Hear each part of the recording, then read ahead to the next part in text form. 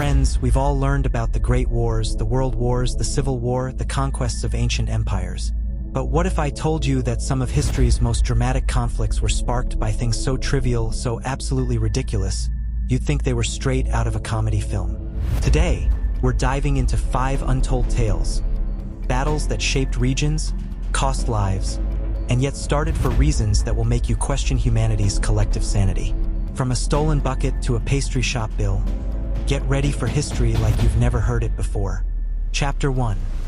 The War of the Oaken Bucket, 1325. Our story begins in the 14th century, in a place we now know as Italy. But back then, it was a fractured land of powerful, feuding city-states. Our 2 main characters are Bologna and Medina.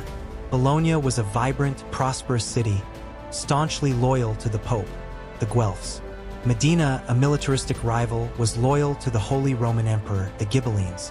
For centuries, these 2 cities had been bitter enemies, their hatred simmering just below the surface. They'd trade insults and raid each other's borders. It was a powder keg just waiting for a spark. That spark came in 1325. One sweltering night, a small group of Modenese soldiers snuck into Bologna's territory, not for gold or jewels, but for mischief. They stole a simple wooden bucket from a public well near the city gate. This wasn't a valuable treasure. It was a brazen insult, a symbol of Modenese audacity. They brought the bucket back to Medina and, in an ultimate act of mockery, displayed it in their town hall as a trophy. News of the theft infuriated the Bolognese. To them, it wasn't just a petty crime. It was a profound insult to their city's honor. Bologna sent an envoy to Medina, demanding the bucket's return. Medina's response? A resounding no. They declared the bucket a legitimate prize of war. And just like that, the fuse was lit. Bologna, their pride wounded, began to mobilize. But this wasn't just a city squabble anymore. Their Guelph and Ghibelline alliances kicked in. Bologna called upon its allies, Florence and Naples, while Medina rallied its own supporters from Milan and Ferrara. Suddenly, thousands of soldiers were marching for a piece of wood. On November 15, 1325, the Bolognese army, a massive force of over 32,000 men, marched towards Medina. They were so confident in their superior numbers that they brought a golden cage with them to imprison the Modenese leader. But the Modenese, with a smaller force, had a home ground advantage and fierce determination. The ensuing clash, the Battle of Zappolino, was a stunning defeat for the Bolognese. Despite being heavily outnumbered, the Modenese held their ground and inflicted a humiliating rout. The Bolognese army fled in disarray, leaving behind their weapons, banners, and the golden cage. The Modenese pursued them all the way back to Bologna, where they tore down the city gates in a final act of victory. And the bucket? It was never returned. It remains in Medina to this day, a war trophy, a testament to one of history's most absurd, yet bloody, conflicts. Chapter 2. The Pastry War, 1838. Imagine a war that starts over an unpaid bill. In the 1820s, Mexico was a young nation, fresh off its independence but plagued by political instability. As a result, riots and civil unrest were a common occurrence. During one of these riots in Mexico City, a French pastry chef named Monsieur Remontel claimed his shop was looted by Mexican army officers. He filed a claim for 60,000 pesos in damages, an absolutely ridiculous sum for a pastry shop. When Remontel's plea went unanswered by the Mexican government, he turned to France. The French king, Louis Philippe, saw this as an opportunity.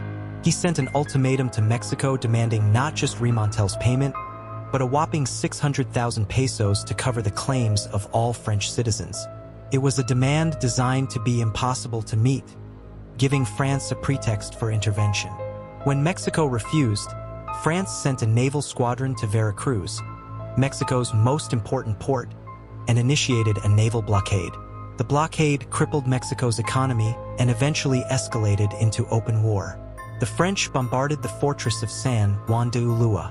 In a twist of fate, General Antonio Lopez de Santa Anna, who had been disgraced after losing Texas, saw this as his chance for redemption. He led the Mexican forces against the French, but in a skirmish, he was wounded and lost his leg. He would later give his amputated leg a full military funeral, adding another layer of absurdity to the conflict. The war ended with British mediation, and Mexico agreed to pay the 600,000 pesos, a debt that would later contribute to further conflicts. This war proved that national pride and economic muscle could turn even the most trivial financial dispute into a bloody international incident. Chapter 3. The Anglo-Zanzibar War, 1896. What is the shortest war in human history? The answer might surprise you. In 1896, the East African island of Zanzibar was a British protectorate. The Sultan of Zanzibar, a British ally, died suddenly. Immediately, his nephew, Khalid bin Barghash, seized the throne without British approval. This violated a treaty that required British permission for the succession. The British, who had a preferred candidate, issued an ultimatum. Khalid had until 9 a.m. on August 27th to step down. Khalid refused, believing the British wouldn't use force.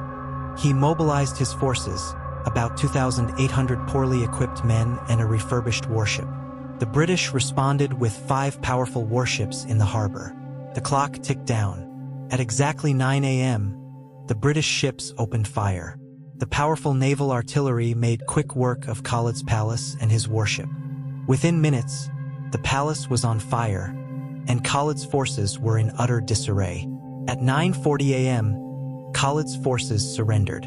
The entire conflict lasted only 38 minutes. The British suffered 1 wounded sailor, while Khalid's forces had around 500 casualties. Khalid fled to the German consulate where he was granted asylum. The war, though short, was a brutal and clear demonstration of Britain's overwhelming imperial power. Chapter 4. The Battle of Castle Itter, 1945.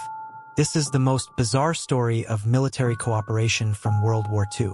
In the final days of the war, a high-security Nazi prison at Castle Itter in Austria held some of France's most high-profile political prisoners. As Nazi Germany crumbled, the SS guards abandoned the castle. The prisoners, along with a small contingent of German soldiers from the Wehrmacht who had defected, took control of the castle. They knew a fanatical force of SS troops was coming to kill the prisoners. In a desperate attempt, one of the prisoners snuck out to find help from the American forces. The plea for help reached Captain John C. Lee, Jr. of the U.S. 12th Armored Division. In an act of incredible courage, he made the astonishing decision to lead a small force to rescue them. Along the way, he was joined by a group of anti-Nazi Wehrmacht soldiers led by Major Joseph Gangl. Together, this makeshift army of Americans, German defectors, and armed French prisoners returned to the castle.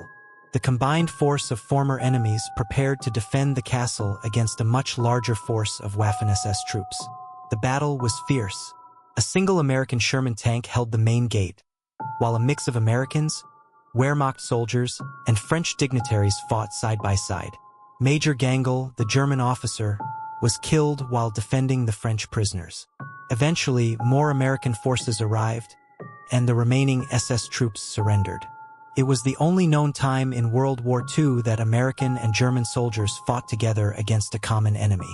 A truly incredible story of courage and human alliance in the face of overwhelming odds. Chapter 5. The Battle of the Crater, 1864. The American Civil War was bogged down in a brutal stalemate during the Siege of Petersburg, Virginia. Union forces were desperate for a breakthrough. A unique plan was devised by Lieutenant Colonel Henry Pleasance, a former coal miner. His idea? Dig a massive tunnel under the Confederate lines and blow it up, creating a gap for a Union assault. With the help of his regiment of Pennsylvania miners, they dug a 511-foot-long tunnel over several weeks. They packed the end with 8,000 pounds of gunpowder. The explosion was a spectacular success, created a massive crater, destroying a Confederate fort and killing hundreds. The Confederate lines were completely shattered. The original Union plan was to charge around the crater, outflanking the stunned Confederates and seizing the high ground. But at the last minute, the commanding Union general, Ambrose Burnside, changed the plan and ordered his men to charge into the crater.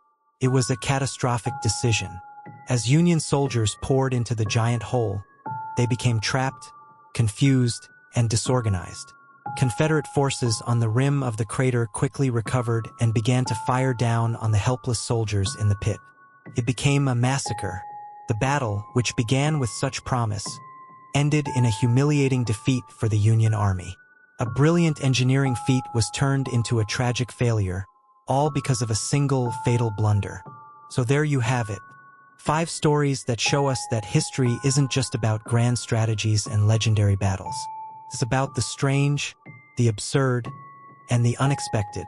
It's a reminder that sometimes the most important lessons are found in the details that history books often forget.